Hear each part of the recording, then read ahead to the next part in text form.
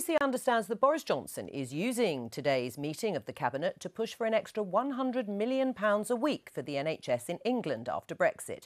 Here is the Foreign Secretary arriving for that meeting this morning. He was unusually tight-lipped when challenged by reporters in Downing Street. Do you want to be the Chancellor, Foreign Secretary, or perhaps Health Secretary? Why not go for the full 350 million? Ah, that £350 million on the side of the bus of the Leave campaign. Our political correspondent Norman Smith is in Downing Street. Is this about Boris Johnson trying to save his reputation, Norman? I think a part of it is Boris Johnson seeking vindication, justification for that hugely contentious claim during the referendum campaign about the extra £350 million. And although you'll be scratching your head and saying, well, hang on, he's now promising £100 million, that's not £350 million. £100 million, nevertheless, is roughly the sort of net figure once you subtract from the £350 million all the cash we get back from the EU. And my understanding is that Boris Johnson wants the £350 million offer to become government policy. He thinks it can inject a bit more pizzazz, positive energy to the rather dour Brexit process. More than that, I'm told that he visited his local Uxbridge hospital along with the Health Secretary, Jeremy Hunt, not so long ago, and was very concerned about what he saw in terms of the pressures on staff, in terms of the state of morale. And he thinks there is now a pressing case to ensure extra funds for the NHS. But you have to say, it's all very odd because, OK, we sometimes get cabinet ministers briefing what they've said in a cabinet meeting. We don't really get cabinet ministers briefing what they're going to say and on a subject area which is nothing to do with their particular domain. Boris Johnson very obviously being the Foreign Secretary, not the Health Secretary, all of which prompted this rather tart put down from the Chancellor as he arrived in Brussels this morning. Mr. Johnson is the Foreign Secretary. I gave the Health Secretary an extra £6 billion at the recent budget, and we'll look at departmental allocations again at the spending review when that takes place. Thank you. I have to say the timing of this could also scarcely be more awkward for Mrs May because it chimes with a whole load of sort of backbench sniping that's been directed at Mrs May for her lack of radicalism, her lack of big ideas, her lack of really sort of new thinking. And I suppose Boris Johnson would argue, well, here's a big idea, an extra £100 million for the NHS every week. So it will fuel that whole narrative that Mrs May is far too cautious. Norman Smith, thank you very much. Norman Smith there in Downing Street. George Freeman, do you support Boris Johnson's call for £100 million extra a week to be spent on the NHS? Well, I think we all would. We all want more money for the NHS. The real challenge is, and that's why we put £6 billion in just a few months ago. Philip Hammond is right, and it's why, by the way, the Conservative Party, through its history, has continued to put more money into the NHS. The real challenge is, can we make Brexit a moment where we increase our rate of growth so that business generates more money for public services?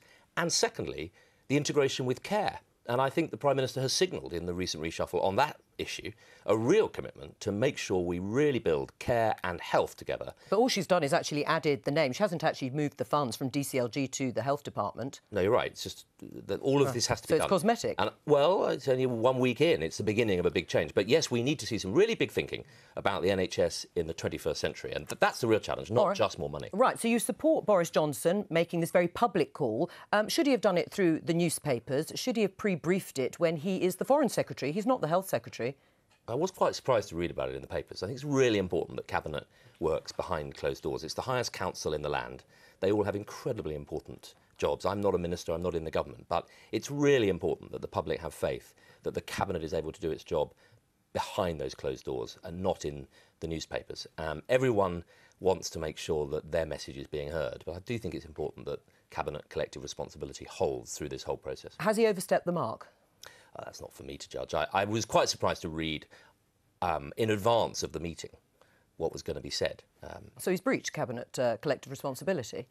No, Cabinet responsibility is about sticking to policy decisions that have been made. But the point is, I think it's really important that people can see the Cabinet is working behind closed doors. Because if everybody did that in the Cabinet, it would be mayhem, wouldn't it, if they spoke right across their briefs, as you heard Philip Hammond saying, he is the Foreign Secretary, he's not the Health Secretary. What should Theresa May do to rein in Boris Johnson? Well, I think it's quite difficult to rein in Boris Johnson because he is Boris Johnson. He is something of a loose cannon. That is his whole political character. I think what the PM has to do is show that she and her team are absolutely serious about the integration with care, that yes, more money, but also bold thinking about an NHS in the 21st century. I've called, as others have, for some really long-term thinking, some cross-party thinking. Jeremy Hunt's done a brilliant job taking politics out of the NHS. I think we should go further and signal a real commitment to make it a national health service, not a party health service. Right. So was she wrong, the Prime Minister, to dismiss this cross-party commission on the NHS, which would have taken the politics out of the health services you've just said? I'm not sure she's completely dismissed it out of hand. She said thanks, no thanks, really. Well, it's a discussion that's ongoing. Nick Timothy, her former Chief of Staff, is strongly supporting it. I am. There are others on the Conservative side.